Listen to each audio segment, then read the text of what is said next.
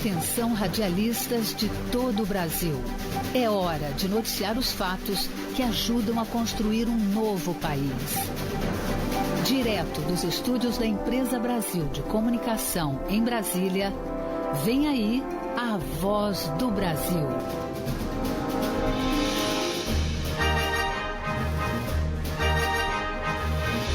Em Brasília, 19 horas.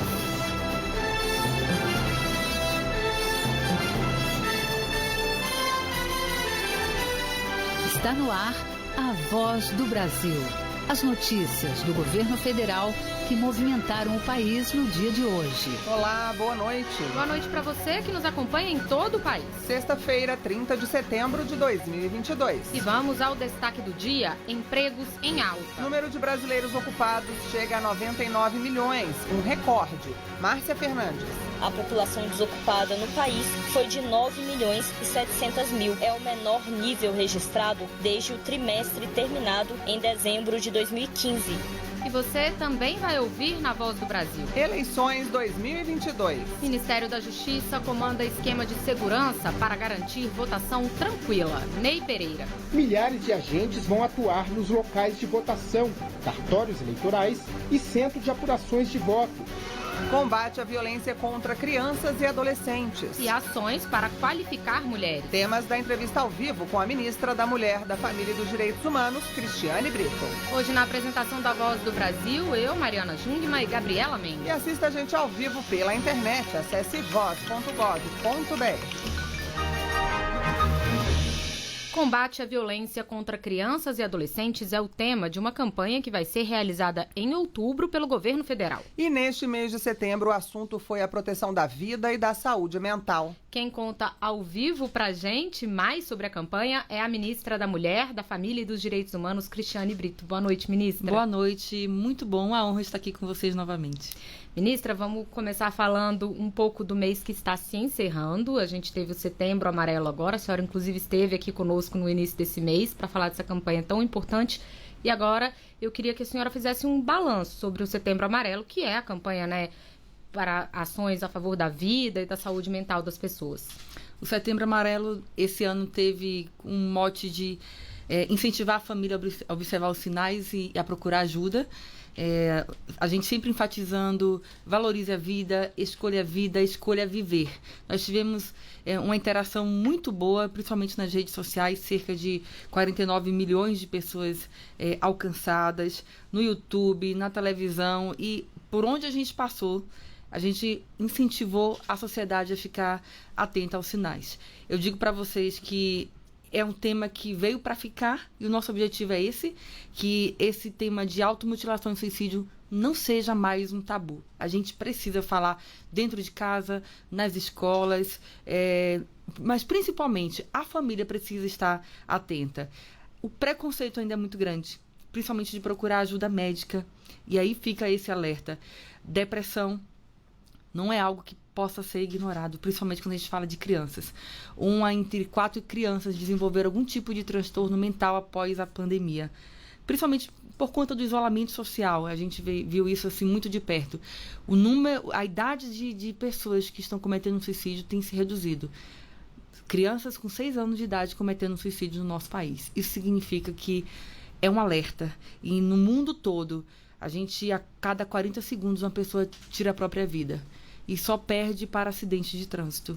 Então, fica aqui que o setembro está acabando, mas os sinais permanecem, o alerta permanece, e procurar ajuda é o que pode fazer toda a diferença. E como é que as pessoas podem procurar essa ajuda, ministra?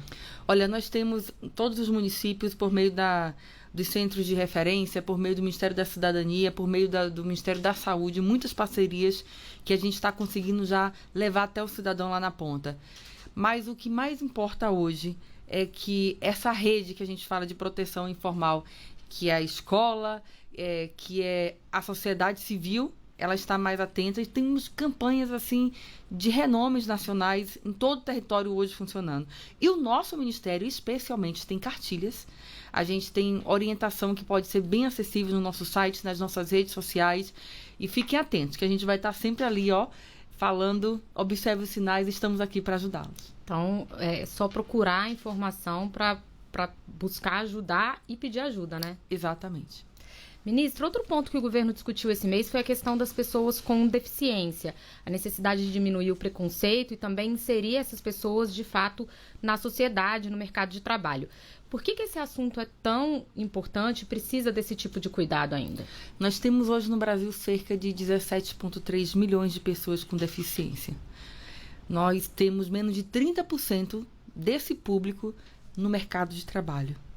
E aí são vários os desafios. Primeiro porque algumas dessas pessoas, elas não são incentivadas a entrar no mercado de trabalho. Algumas porque têm problemas sérios de saúde. Mas também, eu quero dizer aqui do preconceito que existe e ainda é muito latente. Principalmente desde a infância. O bullying com essas crianças é muito comum. E aí, mais uma vez, a gente está aqui para dizer que a gente precisa da sociedade do nosso lado. A gente precisa que todos se envolvam, porque hoje existem muitas tecnologias que podem inserir essas pessoas no mercado de trabalho. Eu vou dar um exemplo, por exemplo, das crianças hoje com aspecto autista. É muito comum no mundo todo esses adolescentes já na adolescência trabalhando em empresas de logísticas, por exemplo. Hoje nós temos no Brasil empresas que capacitam esses adolescentes, né, para o mercado de trabalho, para que quando na idade adulta já não seja um grande desafio. Então, o preconceito hoje é o nosso principal desafio. A gente precisa da ajuda da sociedade nessa temática e a gente está com a campanha nesse sentido já em andamento. E eu preciso dizer aqui que nós estamos assim, à véspera da eleição e hoje nós temos uma grande novidade. Em parceria com o TSE, as urnas eletrônicas vêm com essa preocupação. Então, quem tem uma dificuldade vai ter lá um intérprete de Libras, falando o nome, para que ele está votando naquele momento. Agora você vai votar para presidente da República. Apresenta os nomes dos candidatos e assim por diante. Para quem tem deficiência, né, auditiva, vai poder colocar um fone e vai ter também um serviço de orientação voltado para essa pessoa. O teclado vai estar mais no centro da urna também. Todo um diferencial que foi feito para ajudar essas pessoas. A gente quer que as pessoas com deficiência exerçam a sua cidadania de forma plena. E a novidade também de hoje, já aproveitando aqui para falar, é que a Ancine, a gente fez em parceria com a Ancine uma portaria para estabelecer, instalar um grupo de trabalho, uma câmara técnica, e a gente vai trabalhar dentro dos cinemas com mais acessibilidade, mais tecnologia e mais acessibilidade.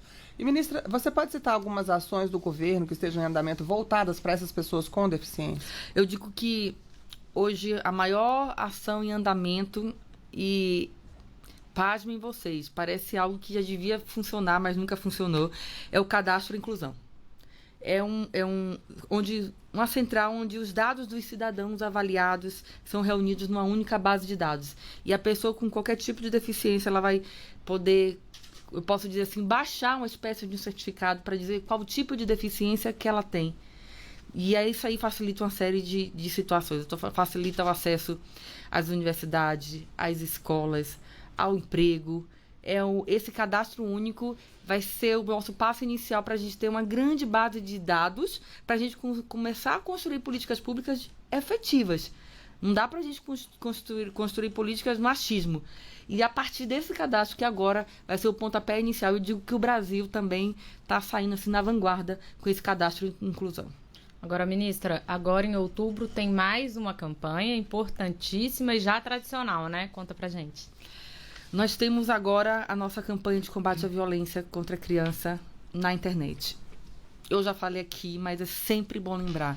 Nós somos o país que mais exporta pornografia infantil para o mundo. Cenas, vídeos e fotos de crianças sendo abusadas sexualmente na internet. A internet é o ambiente hoje mais nocivo para as nossas crianças. As pesquisas apontam que a cada 3 pessoas que estão navegando agora na internet, uma é criança ou adolescente. Então, os pais precisam ficar atentos. E os crimes cibernéticos, em torno de 30%, envolvem crianças e adolescentes. O Brasil hoje faz parte de um grupo de trabalho que combate a exploração sexual na internet.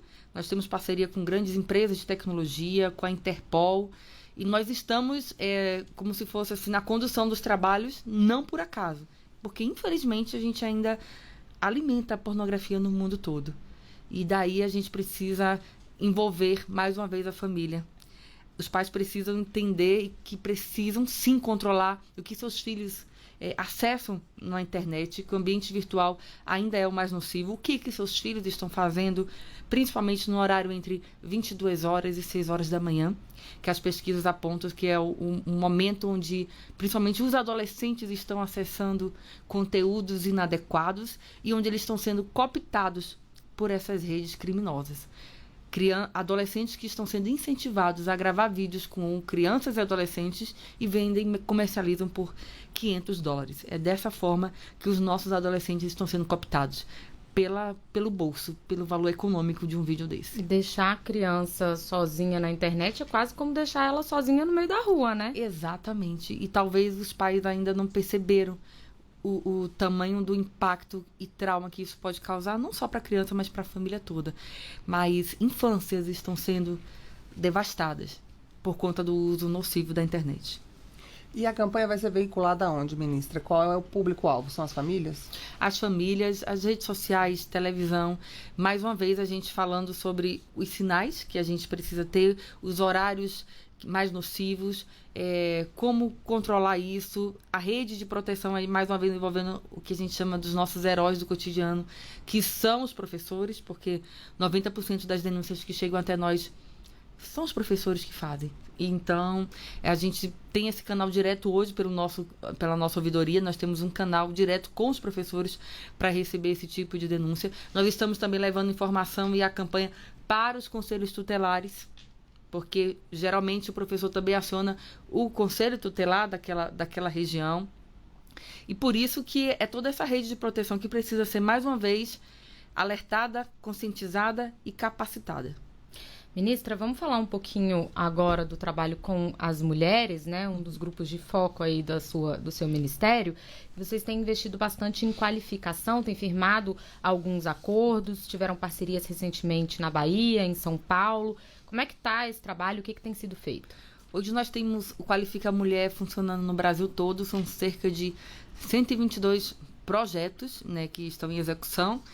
E o mais importante do Qualifica Mulher é que a gente considera o arranjo produtivo local. Então, o mesmo projeto não vai funcionar no Distrito Federal e vai funcionar no Marajó. A gente tem que entender, né, a peculiaridade da realidade daquela mulher mesmo, da mulher ribeirinha tem uma dificuldade diferente da mulher aqui do Distrito Federal. A mulher marisqueira, a mulher quilombola, a mulher indígena, todas essas mulheres estão contempladas dentro do Qualifica Mulher. E a gente procurou agora um reforço muito especial. Nós estivemos recentemente em São Paulo e a gente assinou uma parceria com as associações do comércio e empresariado de todo o Brasil. A gente está falando de trazer a força associativa, né, para ajudar essas mulheres. E por que a gente está fazendo isso? As mulheres do setor de serviço foram as mais atingidas nesse contexto de pós-pandemia. Perderam emprego, ou aquelas que estavam já entrando na vida empresarial, aquela nano e pequena empreendedora, ela teve esse seu sonho interrompido por conta da pandemia. Então, as associações vêm com tudo agora nos ajudar, capacitar, orientar e qualificar essas mulheres. Agora, ministra, uma das parcerias recentes é para as mulheres que serão atendidas na futura Casa da Mulher Brasileira de Salvador, na Bahia. Então, aproveitando essa deixa, como é que está essa política das casas da mulher por todo o país? Tem como fazer um balanço? Sim. Nós reformulamos o projeto da Casa da Mulher Brasileira. Nós reformulamos para construir novas tipologias com o objetivo de que essa casa chegue no interior. Muitas cidades que não necessariamente capitais são mais violentas. A gente está falando, por exemplo, de Cariacica, no Espírito Santo, que é uma das cidades mais violentas do Brasil. A gente está falando de Goiânia. A gente está falando de Mossoró, onde eu tive essa semana. E nós temos lá casas de novas tipologias sendo finalizadas já. Tipologia 3. Casa mais barata, mais compacta, mas que precisa chegar urgentemente até essas mulheres. A gente está interiorizando a política pública. E a Casa de Salvador hoje é a casa tipo 1, é a maior de todas em construção nesse momento. Nós temos hoje 9 construções em andamento no nosso país. E é muito bom quando a gente chega, eu tenho fiscalizado essas obras de perto, Felizmente, elas vão ser entregues no prazo menor do que era previsto. E ver, assim, essas paredes sendo levantadas, o teto, os operários tendo noção do que estão construindo, dá muito orgulho. E um anseio dessas mulheres precisando que esse equipamento chegue logo até elas. E na Bahia, o grande diferencial vai ser que a Federação do Comércio da Bahia, ela vai estar dentro da casa. Como cada mulher que for atendida dentro da casa de Salvador, ela já vai ser encaminhada para um curso no Sistema S, um curso de capacitação e qualificação mais próximo de sua residência. E também um grande desafio que eu coloquei lá para chegar até a Ilha de Maré e até a Ilha de Pacé. A gente quer chegar urgentemente nas mulheres marisqueiras e nas mulheres quilombolas. A gente quer chegar também na família dessas mulheres. São muitos os desafios que essas mulheres precisam ainda alcançar para conseguir ter essa autonomia econômica. Quantas casas, ministra, da mulher existem hoje e quais são os serviços, enfim, o atendimento que elas alcançam lá? Nós temos hoje 7 casas em funcionamento. Nós temos 9 em construção e, no total, 32 em implantação. Então, num tempo recorde, a gente quer chegar que em 2023, e eu estou falando isso porque a Casa da Mulher Brasileira é uma política de Estado, não é de governo, é um projeto que veio para ficar, de continuidade assim certa, até porque nós empenhamos muito dinheiro para as Casas da Mulher Brasileira. E por que hoje se tornou uma política de Estado? Porque é um equipamento reconhecido hoje no mundo todo, que consegue reunir no mesmo espaço todos os serviços do Estado que a mulher precisa para sair do ciclo da violência. A gente quer evitar que a mulher fique peregrinando por vários órgãos, né, de justiça, de segurança pública, e que consiga, desde o momento da recepção ali, um atendimento humanizado, uma escuta qualificada, que alguém pegue na mão dessa mulher e fala: agora você vai ser acolhida, agora a gente vai te ajudar a chegar até o final nessa denúncia. Então ela tem uma delegacia de plantão, ela tem uma justiça especializada para atender essa mulher, ela tem um lugar onde ela vai receber cursos de capacitação para ter sua autonomia econômica, para ser inserida no mercado de trabalho, tem uma carceragem, tem um atendimento para criança, enfim, todos os serviços no mesmo espaço. Ministra, para a gente encerrar, que a gente tem menos de 1 minuto, a gente queria relembrar a população os canais para a gente denunciar situações de violência e de violação dos direitos humanos. Nós temos o nosso Disque 100, que recebe denúncia de violação em relação às crianças, idosos, pessoas com deficiência. E nós temos o nosso Ligue 180. Ambos funcionam também por um WhatsApp, que me permitam aqui passar o número, que é o 61 99656 5008. E é importante dizer, grave esse número aí no seu telefone. Repete, por favor, ministro. 61 99656 5008. Funciona 24 horas por dia. Grave esse número aí, com outro nome que não seja Ligue 180 ou Disque 100. Coloca aí o nome de uma pessoa que você gosta muito. Você nunca sabe quando é que você vai poder precisar usar ou compartilhar com a colega, com a amiga. São pessoas capacitadas, não é um robô que vai atender você do outro lado. É uma pessoa que passa por uma capacitação para te dar um socorro imediato e uma escuta também humanizada. A gente diz que a informação pode fazer a diferença entre a vida e a morte de qualquer um de nós. Bem, então nós conversamos com a ministra da Mulher, da Família e dos Direitos Humanos, Cristiane Brito. Obrigada, ministra, pela sua entrevista aqui à Voz do Brasil. Muito obrigada.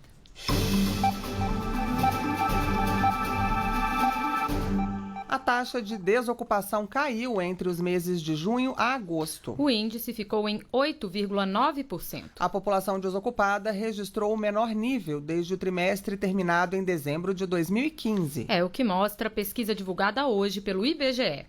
A população ocupada de junho a agosto foi de 99 milhões de pessoas, um recorde da série iniciada em 2012. Segundo pesquisa do IBGE, a taxa de brasileiros sem emprego ficou em 8,9% no trimestre. Isso representa uma queda de 0,9 ponto percentual em relação aos 3 meses anteriores. A população desocupada no país foi de 9 milhões e 700 mil. É o menor nível registrado desde o trimestre terminado em dezembro de 2015. A coordenadora de pesquisas do Instituto Brasileiro de Geografia e Estatística, IBGE, Adriana Berengui, destaca o resultado. Essa retração da desocupação já observada em trimestres anteriores, ela permanece fundamentalmente em virtude da expansão do número de pessoas trabalhando, expansão essa principalmente notada nas atividades de comércio, outros serviços e setor público. A pesquisa mostra ainda que a quantidade de empregados com carteira assinada no setor privado ficou em 36 milhões. Uma das pessoas que conseguiu um emprego foi o Anderson Ribeiro, morador de Brasília. Ele trabalhava como terceirizado na segurança de eventos. Agora trabalha em uma padaria e conta com salário certo todo mês. Estou trabalhando e sei que no dia 5, dia 7,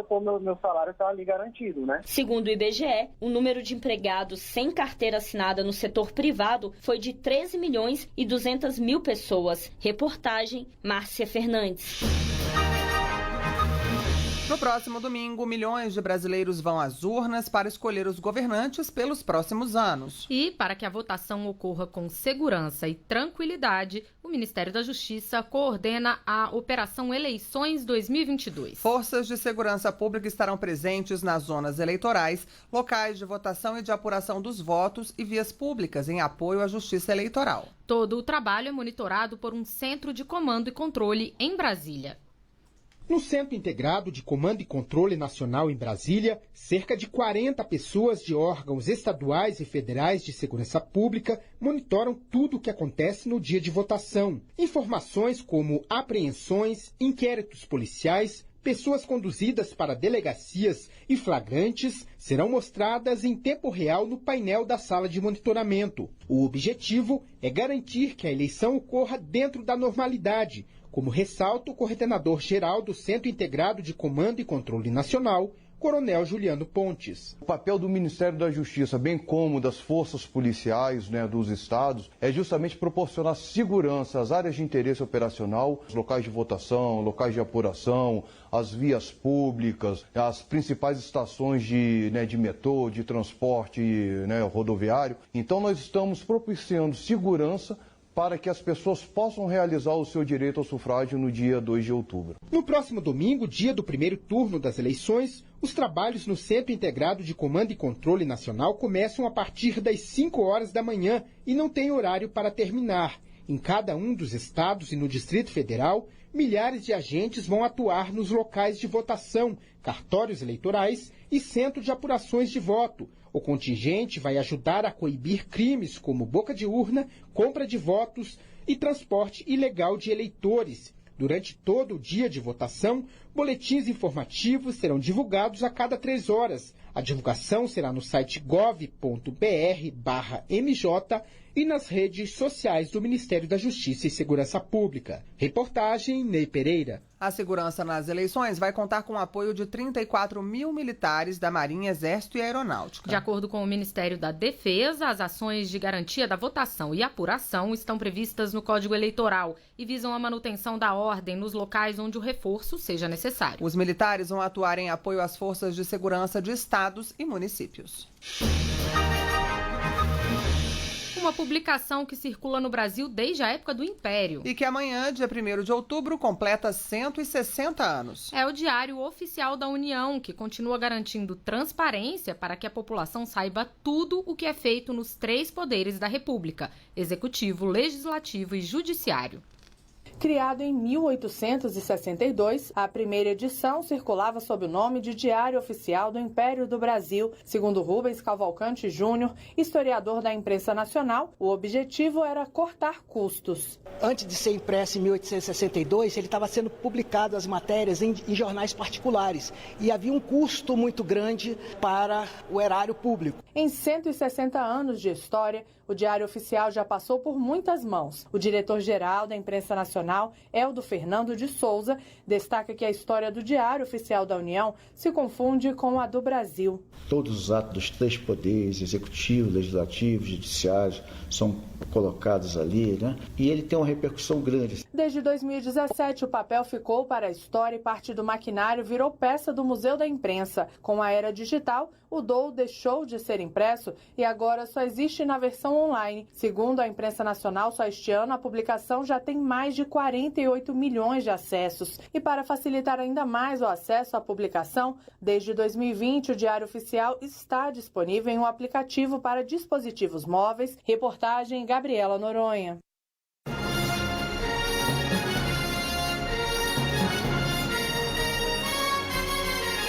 E essas foram as notícias do Governo Federal. Uma realização da Secretaria Especial de Comunicação Social do Ministério das Comunicações. Com produção da Empresa Brasil de Comunicação. Fique agora com as notícias do Poder Judiciário e do Congresso Nacional. Boa noite, um bom fim de semana. Uma boa noite para você e até segunda.